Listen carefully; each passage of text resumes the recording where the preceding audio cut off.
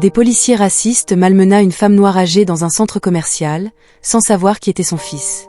Dans un après-midi paisible au centre commercial, Madame Ruby Jenkins, une femme âgée et aimable, se promenait tranquillement, faisant ses courses habituelles. Âgée de 70 ans, ses cheveux gris reflétaient la douceur de son caractère. Sa présence, calme et apaisante, ne laissait rien transparaître de ses difficultés à se déplacer aussi rapidement qu'avant. Avec sa canne, elle avançait lentement, le cliquetis régulier de celle-ci résonnant sur le carrelage. Son visage s'illuminait d'un doux sourire, ses sacs remplis d'articles simples, du pain, des légumes, du lait et son thé préféré. Alors qu'elle approchait de la sortie, ses jambes fatiguées ralentissaient son pas. Prenant une profonde inspiration, elle savourait le calme du moment, prête à rentrer chez elle. Mais, soudain, 2 agents de sécurité vêtus de sombres uniformes lui bloquèrent le chemin. De grande taille, ils la dominaient de toute leur hauteur. Leurs visages sévères exprimaient des suspicions et froideur. Madame Ruby, surprise, leva les yeux vers eux, interloquée.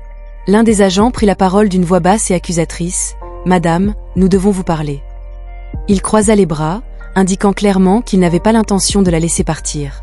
Déconcertée, Madame Ruby demanda doucement. « Y a-t-il un problème ?»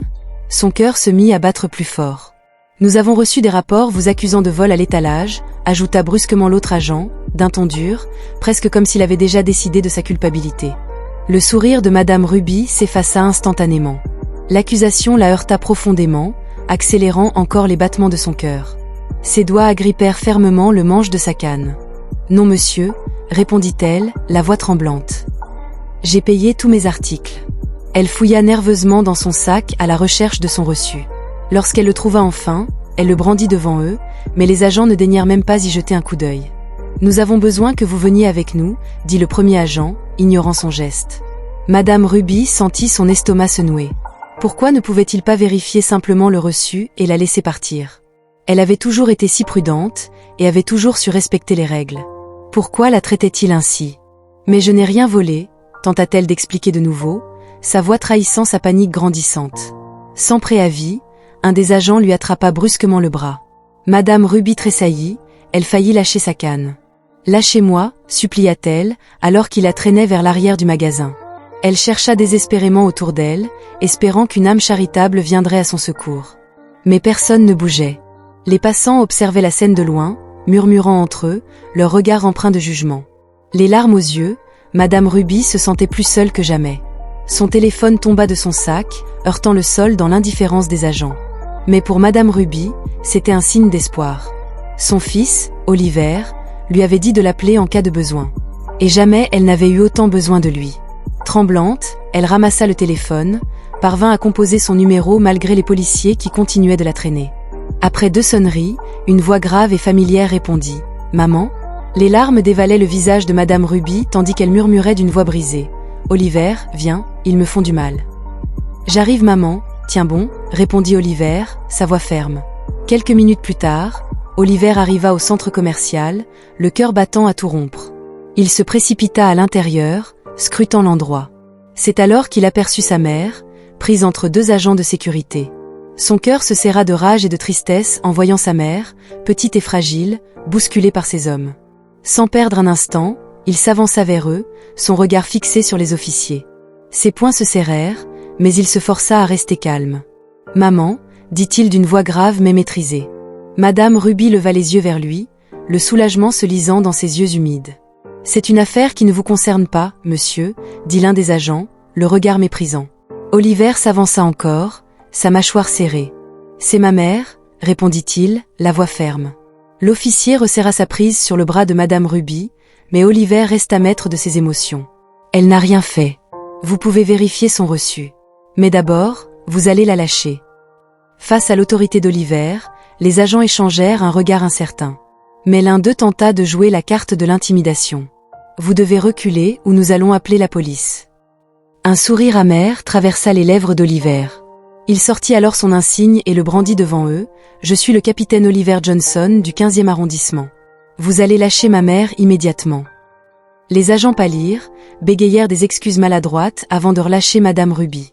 Oliver s'avança, le regard glacé, puis se tourna vers eux. « Vous entendrez parler des affaires internes. Maintenant, disparaissez. » Les agents, la tête basse, s'éclipsèrent rapidement, tandis qu'Oliver entourait les épaules de sa mère, la conduisant hors du magasin. Son cœur battait encore fort, mais sa mère était en sécurité, et c'était tout ce qui comptait. Madame Ruby, encore tremblante, leva les yeux vers lui. « Merci mon fils », murmura-t-elle, la voix empreinte d'émotion. Alors qu'Oliver et Madame Ruby quittaient le centre commercial, le silence entre eux était lourd, chargé d'émotions non dites. Ils marchaient lentement vers la voiture d'Oliver, ses pas résonnant faiblement sur le parking, tandis que le vent frais du soir balayait leur visage. Ruby serrait toujours le bras de son fils, ses doigts tremblant légèrement, mais son cœur commençait à se calmer. Lorsqu'ils atteignirent enfin la voiture, Oliver ouvrit délicatement la portière pour sa mère. Elle s'assit avec précaution, son souffle encore court, les mains jointes sur ses genoux. Il referma la portière, contourna le véhicule et s'installa derrière le volant. Pendant quelques secondes, ils restèrent assis en silence, seulement interrompus par le doux ronronnement du moteur. « Oliver » murmura Madame Ruby, brisant enfin le silence. « Je ne sais pas ce que j'aurais fait sans toi aujourd'hui. » Oliver tourna la tête vers elle, son regard rempli de tendresse et de tristesse à la fois. « Maman, je serai toujours là pour toi, peu importe ce qui arrive, » répondit-il doucement, posant une main réconfortante sur la sienne. « Ce qu'ils t'ont fait, c'était injuste et c'était inhumain. Ils paieront pour ça. » Ruby ferma les yeux un instant, essayant de refouler les souvenirs de ce moment humiliant. Mais malgré la douleur, elle savait que son fils avait raison. La justice serait rendue, et elle avait la certitude qu'Oliver ferait tout pour veiller à ce que cela arrive. Le trajet vers la maison fut silencieux. Oliver jetait de temps à autre des coups d'œil à sa mère, surveillant son état, mais il laissait le silence opérer, sachant qu'elle avait besoin de temps pour digérer ce qui venait de se produire. Lorsqu'ils arrivèrent enfin chez elle, il l'aida à sortir de la voiture et l'accompagna jusqu'à la porte. À l'intérieur, l'atmosphère chaleureuse de la maison contrastait avec la froideur des événements récents. Oliver installa sa mère sur son fauteuil préféré dans le salon, tandis qu'elle prenait une grande inspiration, essayant de retrouver un peu de calme. « Je vais faire du thé », dit-il, se dirigeant vers la cuisine, connaissant la boisson favorite de sa mère. Quelques minutes plus tard, il revint avec 2 tasses fumantes, tendant l'une à Ruby qui le remercia d'un sourire faible. Alors qu'il sirotait en silence, Oliver se pencha légèrement en avant. « Maman, il faudra déposer une plainte officielle. Ce qu'ils t'ont fait n'est pas acceptable, et je veux m'assurer qu'ils répondent de leurs actes. » Ruby soupira doucement, posant sa tasse sur la table basse. « Je ne veux pas causer de problème, Oliver. »« Ce n'est pas toi qui causes des problèmes, maman, » répondit-il fermement. « C'est eux. Et ils doivent être tenus responsables. Ce n'est pas seulement pour toi, c'est pour toutes les autres personnes qu'ils pourraient traiter de la même manière. » Ruby hocha lentement la tête. « Tu as raison mon fils, je ne peux pas laisser passer ça, pas après ce qui s'est passé aujourd'hui. » Le lendemain, Oliver accompagna sa mère au commissariat. Il prit en charge les démarches, s'assurant que tous les détails de l'incident étaient correctement notés. Madame Ruby n'avait jamais pensé qu'elle se retrouverait dans une telle situation, mais avec Oliver à ses côtés, elle se sentait un peu plus forte, un peu plus prête à affronter ce qui viendrait ensuite. Les semaines qui suivirent furent remplies de formalités. Une enquête interne fut ouverte, et les 2 agents impliqués furent suspendus le temps de l'enquête. Mais malgré la lenteur de la procédure, Oliver et Ruby restaient unis, déterminés à ne pas laisser cette injustice impunie. Un soir, alors qu'il était réuni chez Ruby pour dîner, la sonnette retentit.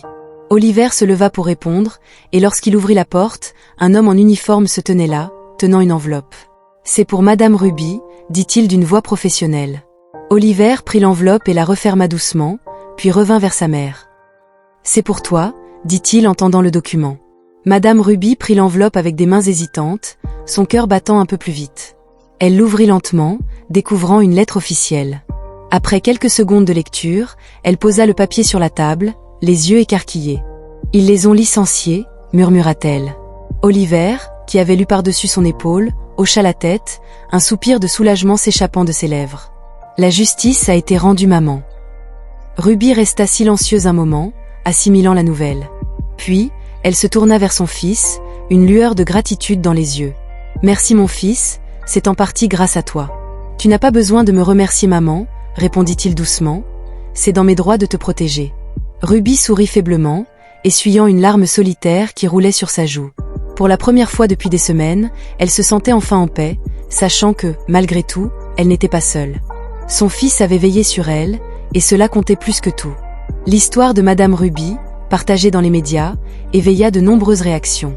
Son courage et la détermination de son fils inspirèrent d'autres personnes à dénoncer les mauvais traitements qu'elle avait subis. Ce qui avait commencé comme un cauchemar pour Ruby se transforma en un symbole de lutte contre l'injustice, montrant que, même face à l'adversité, il était toujours possible de se battre et d'obtenir justice. Oliver et Madame Ruby continuèrent leur vie, soudés plus que jamais. La douleur de l'incident s'atténua avec le temps, mais le lien entre eux resta indéfectible. Ils savaient désormais que, peu importe les épreuves, tant qu'ils se tenaient ensemble, ils pouvaient surmonter n'importe quoi. Alors qu'ils quittaient le centre commercial, l'épreuve pesait lourde sur leurs épaules. Mais une chose était certaine, justice serait rendue, et plus jamais Madame Ruby ne traiterait de la sorte. Oliver veillait sur elle, et cela lui apportait un immense réconfort. Merci d'avoir regardé et à la prochaine dans une nouvelle histoire émouvante.